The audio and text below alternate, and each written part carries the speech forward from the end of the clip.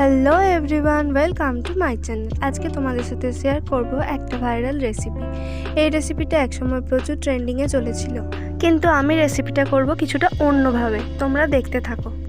এর জন্য প্রথমে চিপসগুলোকে একদম ছোট ছোট টুকরো করে নিতে হবে।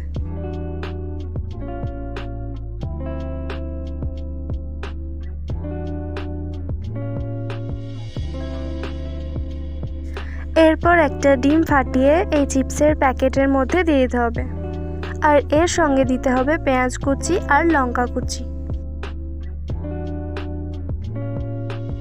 আর সামান্য লবণ দিয়ে এবার মিক্স করে নিতে হবে।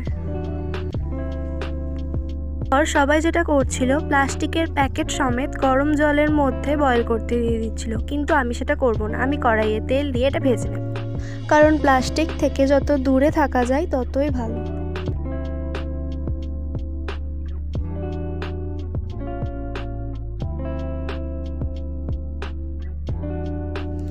নর্মাল ডিমের অমলেট যেমন খেতে হয়, এটার টেস্টও সেরকমই ছিল।